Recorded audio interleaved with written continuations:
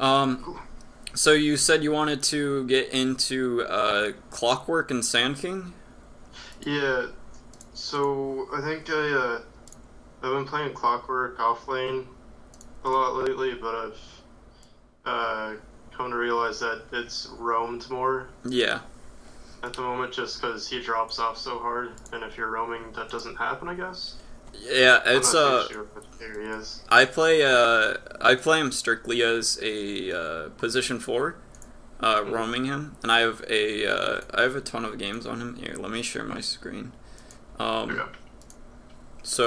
yeah, he's one of my most played heroes right now because the meta is position 4, usually first picks or second picks, and if you don't first pick the position 4, the other guy that has to support usually will take it, and I'd rather be the one as a position 4 Mm-hmm. than the other guy.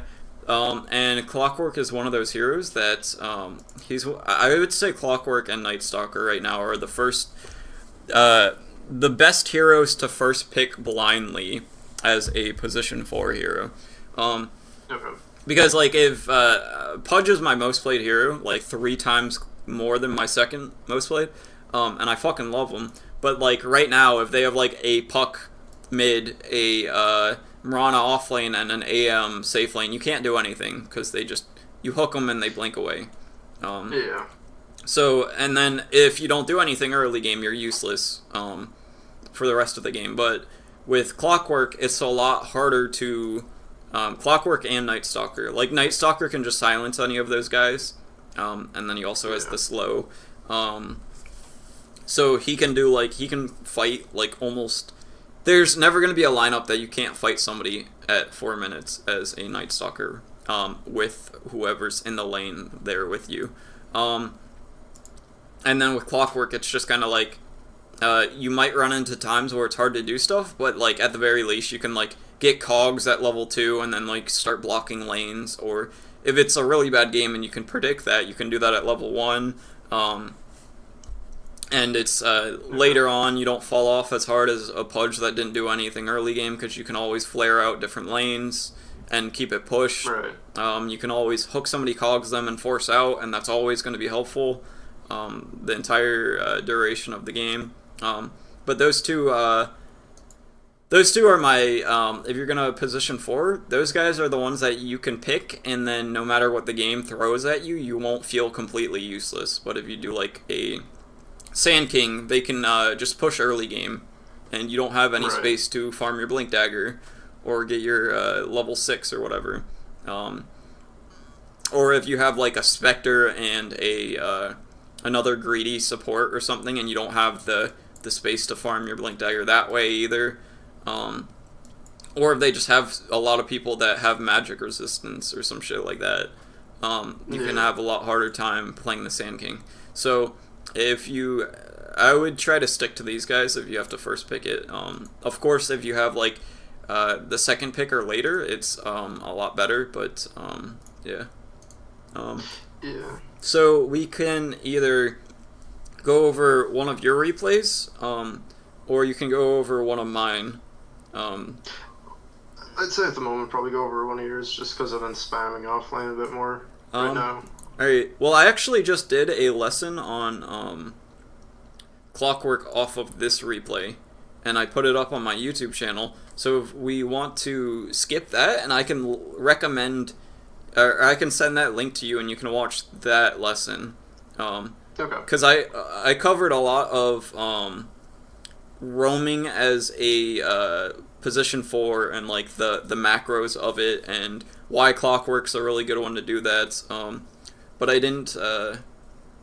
I spent like 20 minutes of that going over my own replay. But it's actually based off of. This is the only replay I have right now. I haven't Yeah. been playing games because I had like some surgery and shit. So Yeah. this is the replay I have. If we want to go over this real quick, I can try and stay away from the things that I talked about in the last session, and then you can just pick that up from the video. Yeah. Okay. And tell me if you're having any. Actually, never mind. The video is about to be uploaded, and I didn't know if it would be giving you any problems. on your side with seeing my screen and all of that with it running. Oh no, it's all good. Right. It's perfect. So what MMR are you around? So I'm. Oh god, I keep hitting 2.8k and then I just run into feeders. Ah, gotcha. So 2.7 to 2.8. Gotcha. Yeah, in the past month I've climbed 600 MMR. Oh, just nice. Like I've actually been trying to do stuff, and like I only get like usually like 2 or 3 games in a day, so it's been going well. But yeah, I think I want to prepare for hitting an MMR where people actually know what they're doing, or semi know what they're doing. Because right now, I mean, Jesus, I could go carry Clockwerk and it could work out. Yeah. It's you're probably doing stuff that you can punish 2Ks with, but when you get to 3K, it won't work on them, and it definitely won't work on 4Ks. So I understand what you're saying. So I'm just gonna talk about some general stuff with this. And I'm going to keep it broad on the grander topic as opposed to more specific things. So you can pick up like the general sense, and then we can come back with a later session and then talk about the more specifics of your replays, because I don't know what you do know and what you don't know, and we're at a larger skill gap, so there's probably a lot of things that I have to cover, and I don't know exactly which to cover. So the first thing I'm going to point out, if you see me shit talking, this guy's like one of my better friends. So the typical start is you want to go boots, tangos, and clarity. It's just nothing is going to make you more of a threat than spending the 400 gold on this, because you're faster than any hero on the map. And all you have to do with this guy is get on top of them. You almost always want to start with battery assault, unless you have an SF on your team. But actually, you're gonna SF can deny your things, but it takes teamwork, and it takes the team understanding it. So if you're running into a lot of feeders, I'm sure you're running into a lot of people that also don't really understand that.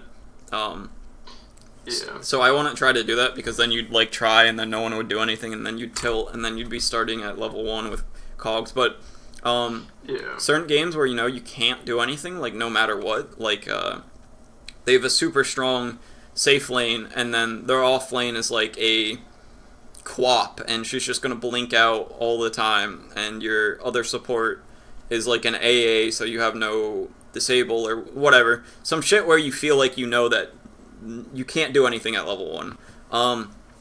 The best thing you can do with that is like block your off lane with your cogs. You can cogs it sometimes twice, and what that does is makes the creep wave meet up closer to here, which means that your off laner can get some last hits for almost free, or a lot safer. Like if he's last hitting here as opposed to over here, as an offlaner, I would rather be last hitting right here for half experience than the creeps being here and have full experience. So you can block this for him and then sit around and sap for your level 2, usually. And that's just like better for both of you, as opposed to if you just get your battery assault and sit around, you don't really actually provide him anything. This game, if I go bottom, because it's a tri-lane, I just get, like, shit on, regardless of their carry, but especially because it's a juggernaut. If I go on him with battery assault, he just spins, and then I start taking damage, and then if I'm close to these guys, I'm going to get dual breath, stunned, and then spun, and I'm going to die. At the very best, I sap experience from this guy. At the very worst, I bait him to going in because he feels like he has to do something because there's a Clockwerk roamer here. So I just don't go bottom because it's like I can't do anything right there right now. And that's a very important thing to identify. And then mid, this guy can always just orb out. And the creep wave is on his hill. So even if this was a better matchup, I still can't do anything because it's on his hill. Even if it was like even, I usually tend to not want to go mid unless it's like a very specific reason. Usually, I'll look mid and I'll see if it's on our hill, and then I'll consider going on it. Because if it's on our hill, even though this guy can just orb out, if I see him use his orb to get some last hits and he's like right here, I can go kill him. But nothing is going to make it so I can kill him at this point. Yeah. And then this guy also sucks because he can swashbuckle away, which is like a pseudo blink. But it's a long cooldown at the early levels. So if I force him to use it, then I can keep him out of the lane while it's on cooldown. And if I sap experience from these guys and shut this guy down completely, it's not nearly as bad as sapping from this guy when I'm not contributing at all. And I'm not contributing mid at all, so this is the place that I can contribute the most, and it doesn't matter if I steal a little bit of experience. Yeah. And the Luna would rather be getting the free last hits while missing experience. Yeah. So it's a win-win for everyone, except for like kind of the AA would rather have more experience. And here I'm just zoning him out. I probably could have killed him if I thought the slow from this lasted longer. If I just ran him down with the battery assault, I might have killed him, but not too big a deal. This is a small thing, but it's very good to look for. The range creep aggroes me, which... Yeah, they have wards. Yep, and then I ping it out right after. And that's 100 gold, that's 100 experience we can get. We only have to spend 100 gold, but we can also use it to tango up. Right. Which is 125 health or whatever. And now I'm just trying to screw with this guy. The Luna backs off because she just wants the last hit, so everything's going pretty decent here. The bounty rune spawning, so I go for it. I probably should have left for the bounty runes like 10 seconds sooner, so I could have got both of them. But we zoned him out, so it's not too bad. I figure he took this, but it's worth checking. And now the creep wave is all the way up here, so we can keep doing shit like this. If the creep wave was like right here, we wouldn't really be able to do this, because then we would aggro the creeps would attack us instead of our creeps, which would mean that their creeps are dying and ours aren't, and then it'd push under the tower. So the only reason we can really get away with doing this is because they're the creeps are so far up here, and then when we see these creeps, we have to back off, because if we pull these, then we basically push the lane. At the best, we slightly push the lane, but it's still. But we got the kill, and I had aggro on the range creep, so I have to like drop it off on these guys. Yeah.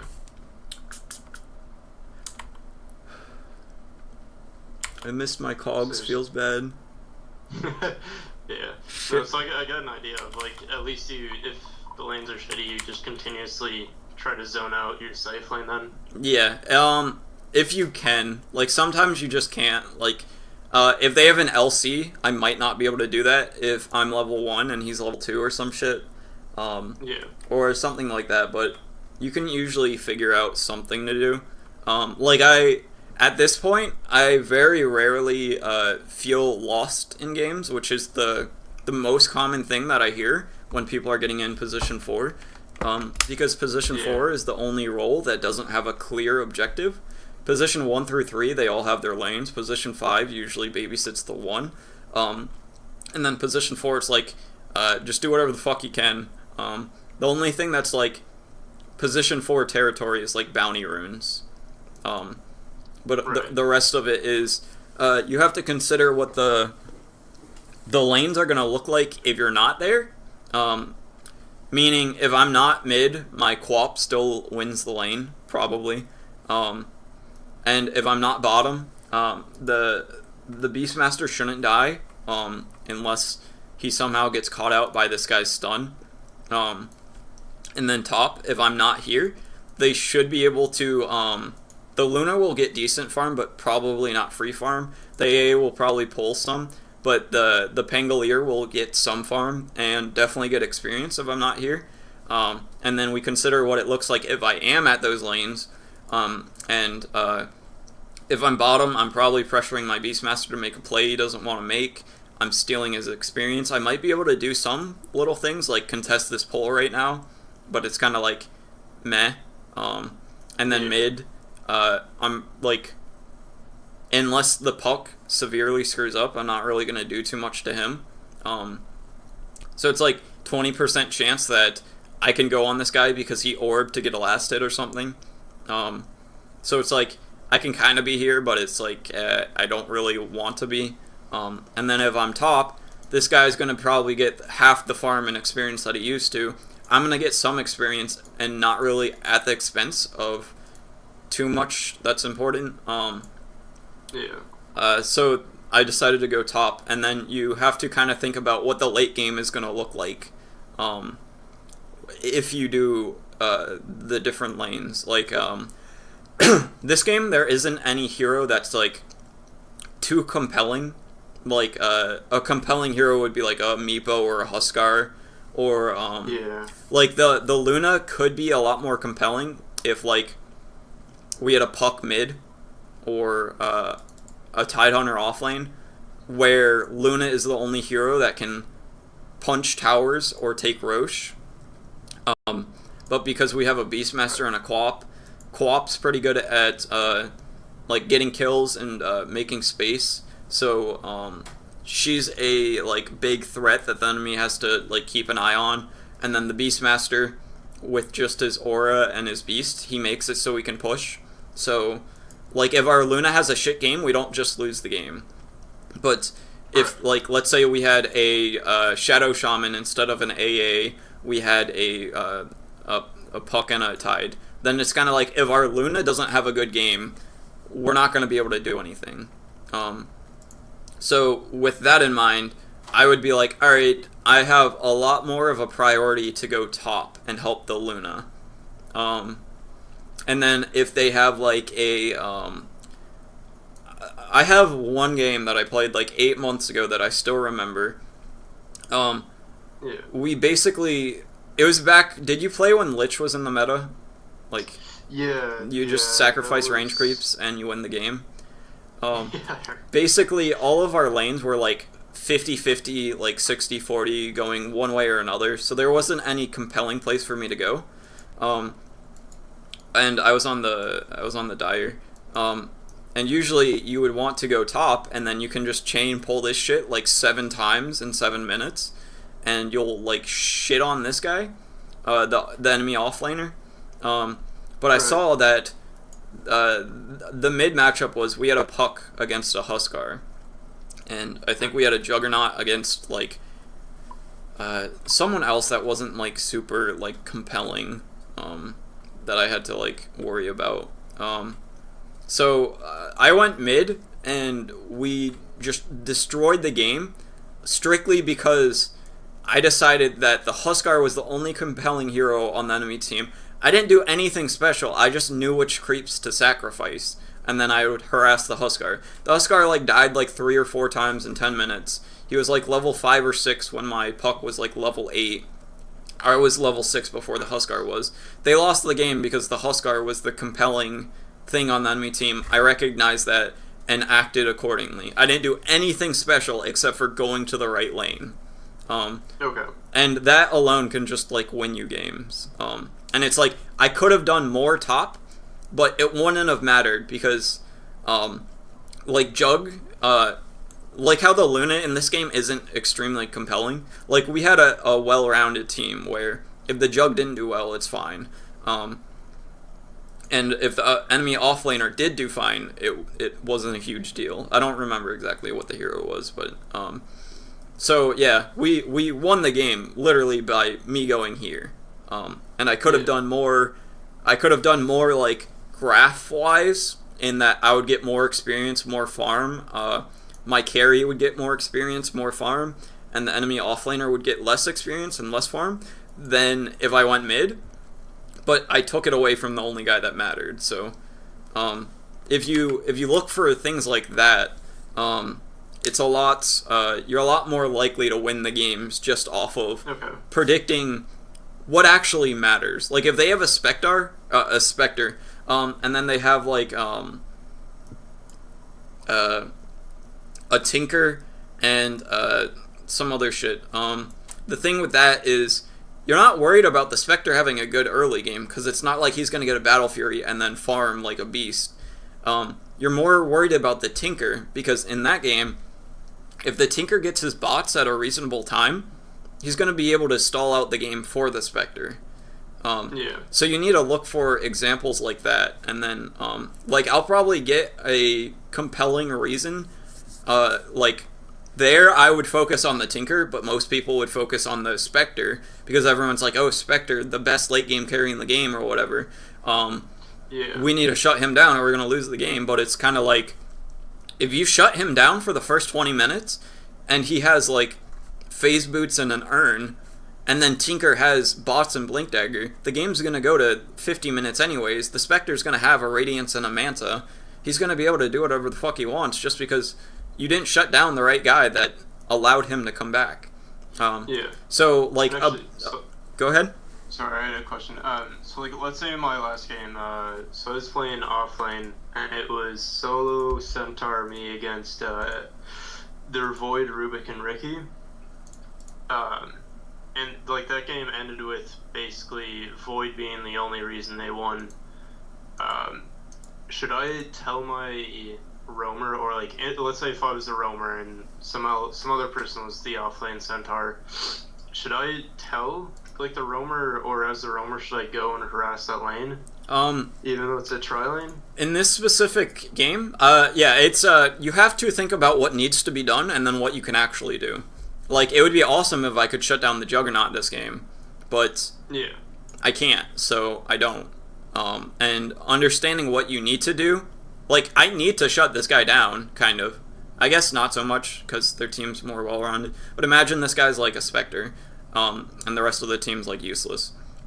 I would need to shut this guy down, or let's say this guy's a Huskar, actually, because that's a lot easier to... and then they don't have anyone that can punch towers. Like, they don't have a Jakiro.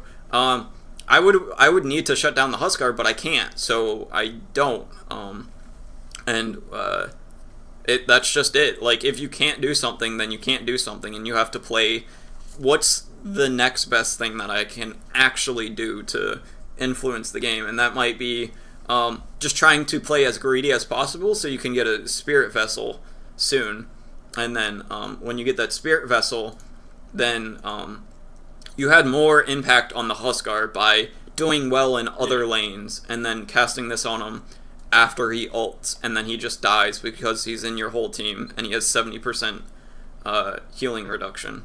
So you kind of have to be, like, clever with it. Like, if you have to shut down a key hero, but you can't, like, just try and bolster the rest of your team, maybe... play greedy if there's a key item you can get to shut them down. But in this game, looking at this lineup, I'm not like, alright, this Void's definitely going to get big. I think this is just kind of like, he happened to get big, and it's not that Void is a hero that you need to watch for. And even in this lineup, like, the Invoker could have solo carried the game, or the Ricky could have taken off if he had a great early game, or the Viper could have been just like, dominated your mid, and then your mid's like 3 or 4 levels below him at 15 or 10 minutes, and then they just push down your towers with Alacrity and Chrono. So it's kind of like, in this game, I wouldn't be like, yeah, we need to shut down this Void. Does that answer your question? Yeah. Okay.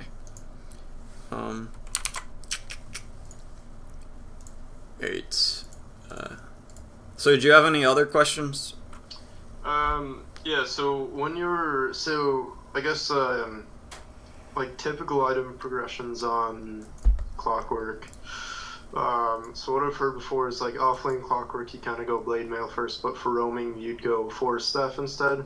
The progression I like to do on this guy is, the early game items that you look at, like, the first 10 minutes, is Urn, Tranquils, and Wand. Okay. Unless somebody else is getting Urn, I get it, like, every single game, because it's just, as a position 4, I love Urn. And if we look at the cost of Urn, and then we look at the mana regen, and then we look at the cost of Voidstone, and we look at the mana regen. For 25 more gold, you're getting the same amount of regen, and then you're getting 2 all stats, 2 armor, and all of the active of Urn. So right now, it is amazing at solving your mana problems, which almost every position 5 or position 4 roamer has mana problems. That's basically solved by Urn. If not, you can just like fly out a Clarity, and you're almost always fine. Except for like if you play like Nyx or Nakes, whatever the fuck this guy, and then like Sand King, and sometimes Pudge, but not too much. Urn solves like for Clockwerk it's enough, for Night Stalker it's enough, for Earth Sphere it's enough, Slardar it's usually enough, Spirit Breaker it's usually enough.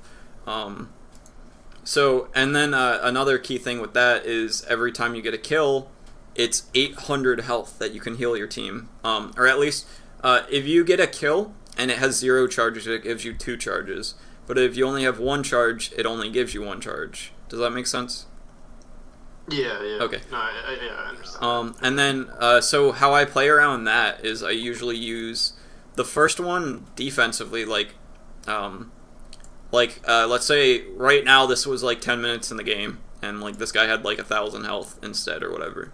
We kill this guy right here. I'd earn the AA with it, and then I'd use the second one and I'd hold it so that I can use it on the next fight, because the 150 or the 200 magic damage oftentimes is enough to get the kill when you wouldn't have got the kill, or at least it secures it enough so you don't have to like go in recklessly, or it's just I like to hold it for the damage potential, and that allows me to get 2 more charges. But let's say we take a huge fight, my Luna gets low, she's at like 200 out of 1,000 health. If I don't have Urn, she has to back. If I have Urn, she can stay, she can push a tower, we can take that tower. The only reason we took the tower is because I had an Urn. So it allows me as a position 4 that has no tower damage potential to pseudo have tower pushing potential, if that makes sense. Yeah. I understand that. Yeah, that's a main thing as the position 4 roamers. Most of them can't right click towers. The only one that like kinda can is if you're snowballing super hard as Night Stalker. Okay. And that's about it, that I can think of at least. Getting the Urn is very good because oftentimes a key hero will get low. Like, if a key hero gets low 3 times in a game, and you earn them up and you push towers because of it, you'll take 2 or 3 towers just because you have the Urn. So it's it's really good for that, and it's just like in your games, it'll often be your carry will like drop to like 60% and he'll be scared to push when he doesn't need to be, and then you can just earn him and then he'll stay, and it's like I've definitely PTSD. Yeah, the lower the games are, the more likely your teammate will leave just because he's missing a little bit of health. But if you earn him and be like, all right, let's push, the whole team's dead, then you getting an Urn can not only do all of the amazing things that Urn does, but it can do it can help in lower games to make the people make the right plays. And then also, if you're getting an Urn, and you might eventually get a Spirit Vessel, you can always pick up a Windlace right after. And not, like, you wouldn't want to get a Windlace, usually, at, like, when you have Tranquils and Urn, you usually wouldn't want to get a Windlace, but because Spirit Vessel is a thing right now, you can get away with it. Like, if you have to throw it in your backpack, like, 3 minutes later, it wasn't a waste of 250 gold.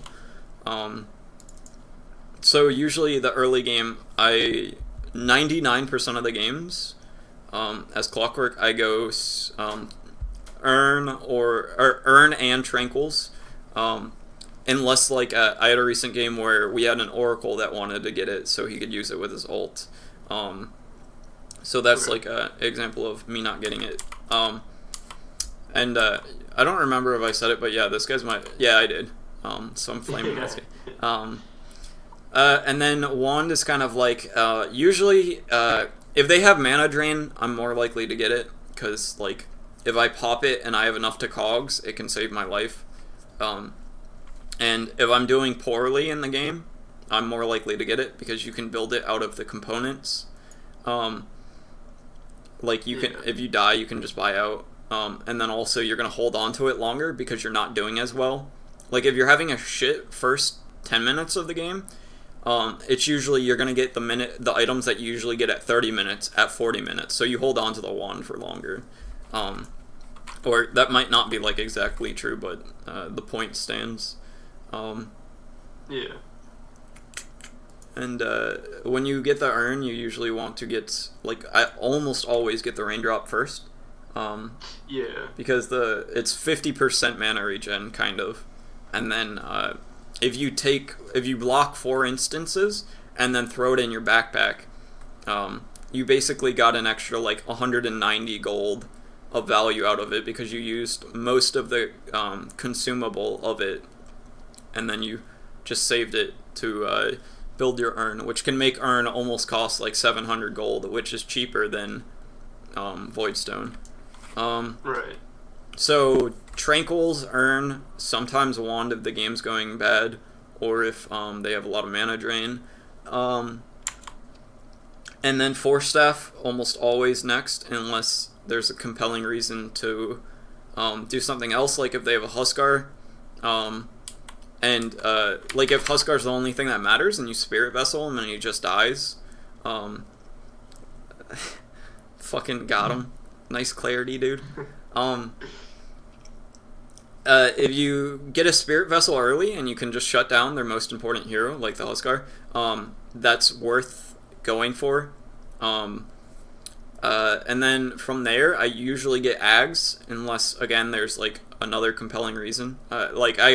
Usually it's Tranquils and Urn in whatever order, sometimes Wand, and then Force Staff, and then Ags. And that's like 90% of the games, maybe. Yeah. Unless they have like a reason to do something else, usually.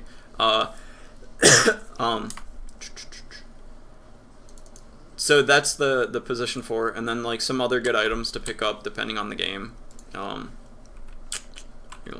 I like this one better. Drums, if you're trying to end early, and you can end early, can be fine. Pipe's really good. Well, I think you're gonna ask something. No, I was just okay. I was just listening. Yeah. Pipe is really good if they have a lot of. I played a lot of Night Stalker in the past, the previous patch, and he's one of the most flexible with his builds, because he doesn't really need anything. He doesn't even need Ags anymore, because he has his Fly and his E, which gives you the flying vision. So you can like build whatever, and with all of my experience with that, the biggest thing that I took away with Pipe is I started to value Pipe as a high ground pushing item a lot more, because like if they have a Tinker and you can just pipe a creep wave, that gives you the ability to push when you can't do it otherwise. So one of the things that I consider for getting Pipe is, will it let us push high ground or not? And then another few good items. I sometimes, like 2% of the games, get a Blink Dagger on Clockwerk as one of the later items. If there's like a hero that's staying super far back and I need to get on them. Blade Mail's really good if they have a lot of spells that they throw out that's going to hit everyone. Again, like a Tinker, a Leshrac, a Gyrocopter, things like that. Sometimes BKB, sometimes Lotus, sometimes Shivas. This is probably one of the... If you don't... I'd say this is like the item after Ags in a lot of games, if there isn't a compelling thing to do. Okay. Because it's just the nuke's good, the int's good, the armor's good. Or you could go like Heart, I guess. AC is also like, it's just kind of like when you have your force staff and your ags, you're kind of complete, and anything else is just gravy. Yeah. So like, I probably wouldn't even hate like a radiance if you're not dying, because the mischance and all that. But yeah, he glimmers. You can get glimmer. You can get crimson. You can get ghost scepter. You can get. I've never got Yule's, but I wouldn't absolutely hate it. You can also get Guardian Greaves if you. In very few games, you can get this. Like if they have like a silence and enigma or something, and you need to purge the silence to hook the enigma or something, and that's like their win condition. Yeah. But yeah, so Clockwerk's build is that. Those are the main items. I don't think I've really built any other items. Halberd is another one if you need it. But yeah, that's about it. Like maybe consider a Vlad's, but yeah, you don't really want to build anything else. Like and then bots, of course. But yeah, so do you have any questions on build items or when to get them? No, not at the moment. Right. One of my big questions was actually for Night Stalker, since you brought him up. Sure. Like a lot of the problems I had was I guess the pre 4 minutes. What is your objective with him pre 4 minutes? Pre 4 minutes is kind of just like the biggest thing is the build is still boots, tingos, and clarity with him. So usually, if I can't really do anything, he's still a like beefy man. Like he has like 4 or 5 armor. He has a good amount of health. His right clicks do a good amount, and then you start boots so you can get it on top of people. So usually, what I like to do if I know that I can't do much in the early game, I'll try to, because his vision is also so low, you can't even like scout the runes with him. If they don't look like they're like contesting it, and you have like a mid here, you can run back and block this, and then try and get it onto your hill. And what that allows you to do is run around here and just throw voids on their mid and zone them out for like a minute or two. You can get off like 3 voids before you're out of mana, and then like when you're out of mana, then you can like run top or run bottom while you're clearing up, and that'll be a good little early game thing that you can do. And then you really want to be paying attention to the 2 and the 4 minute bounty runes, because those are like he's really strong 1v1 even in the day early game because of his stats. So yeah, like if you're a Night Stalker and there's a Sand King that's going to contest you in the day for a bounty rune, at the very least you can trade with him for it. He'll if he's good, he'll stun you and take it, but you can still get a lot of damage on him and make him commit to that. And then you can like try and get the other one after he gets this one. But if he's good, he'll like stun you, take it, and then go. But yeah, you can play around that. And then you can also zone off the offlaner a lot, because again, Night Stalker's pretty beefy. If the creep wave's right here, and they have like a Pangolier or a someone else, I don't know, a squishy offlaner. Like you might see Pudges in your offlane, or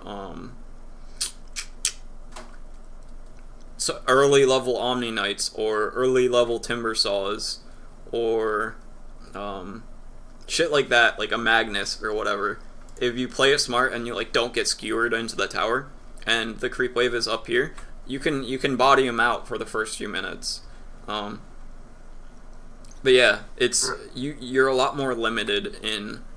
You're not gonna kill people alone, or like you're not gonna set up situations for kills really in the first 4 minutes. But what you can do is keep the enemies weak, so that when you do get nighttime, you're a lot more likely to be able to do things. Okay. Does that help?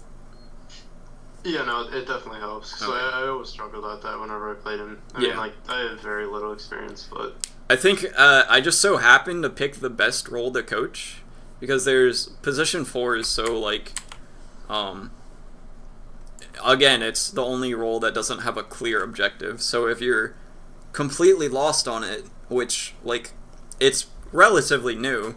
I say roaming yeah, is only like a year old, while everything else has been around for the whole time Dota's been out. Um, yeah. Position 4 is the like you don't really know exactly what you have to do. So, um, but yeah, did you have any other questions that you were holding on to? Um, not at the moment, to be honest. Though, Okay. like, I'm trying to learn the other roles, so I'm just kind of cycling through and actually gaining knowledge. So, like, I mean, this definitely helped Yeah, with the questions I did have, because I mean, like, I do find myself in a lot of situations, like you said, where like I don't know what to do, because I think um, I focus on ganking as resulting in a kill versus that it can result in zoning someone off as well. yeah. Um, so like yeah, that definitely helps. So I didn't even think of that as an objective Yeah. even. Like this early game is horrible for me. I can't I can't really do too much of anything because Puck has a blink, Pangolier has a pseudo blink. I can't go bottom, so the best thing that I Yeah. can do, like it'd be fucking great if I could just kill this Pangolier over and over and over. Like if this guy was a Timber, I would stay here. I had one game as Clockwerk where, I wonder if I still have the replay. We were Radiant, and the creep wave was right here, and it was like a juggernaut or some shit. I don't fucking remember. It might have been an AM or whatever. And it was I was Clockwerk and they had a Timber Saw, and for the first like 8 minutes, all I did was fucking zone the Timber Saw. Yeah. And we were both level 3 at like 8 minutes, and I just stood here. I ran at him when the creeps went by. When I knew that the creeps were coming, I'd run out of the way. And then I'd keep them zoned out. And then I realized that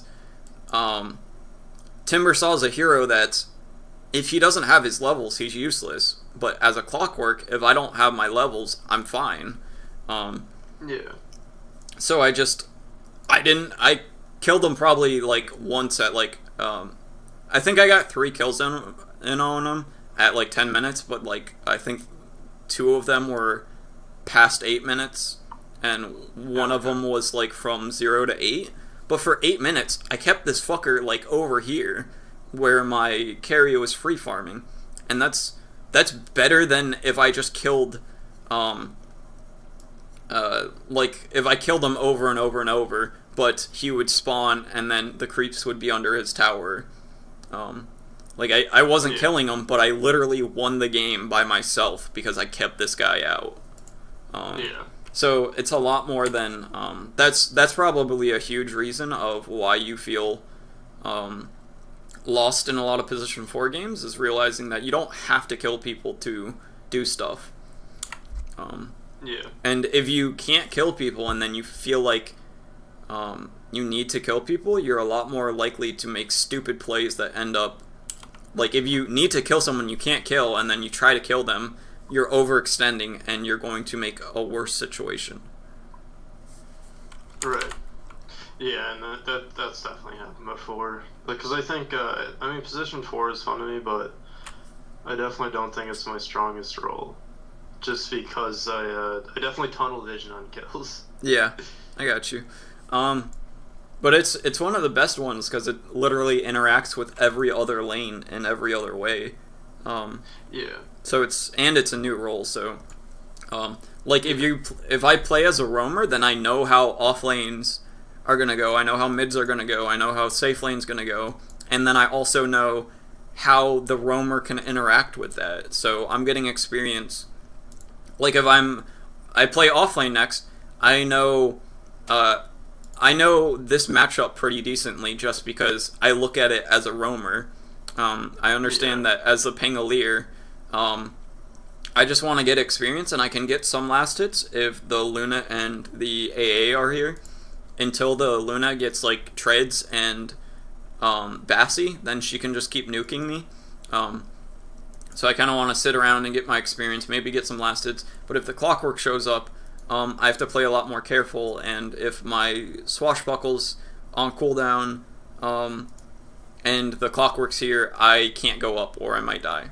And I have like 3 games played on this guy, but I already know how the lane is going to go if I play offlane Pingalier in this situation, just because I play position 4. And then you're not really going to get, as a offlaner, you're not really going to get too much experience of knowing exactly what the enemy roamer wants to do and needs to do in a game. So it's a really great position to get into if you just want to get better overall. That's definitely what I'm looking at it a bit more in depth. Yeah. So we were at like 13 minutes, I think. For yeah, this. Okay. Go ahead. I think I've got pretty much everything I need to work on I for quite a while. was gonna say we can call it here and have it only count as 45 minutes. And there's a lot of things that I brought up that with this information you can go play a game and then we can go over that game. Whereas if I'm trying to look at your offlane game and like help you as a roamer from there, it's like I'm gonna be able to get some, but I can get a lot more in the same 15 minutes if I have a real replay. So we can call it here. Okay. That sounds perfect. I'll definitely be playing roaming more, but Alright. So any final questions? Anything like that? No, if I think of anything, I'll just shoot you a message real quick. But if there's anything short that I can answer over text, feel free to send that. But yeah.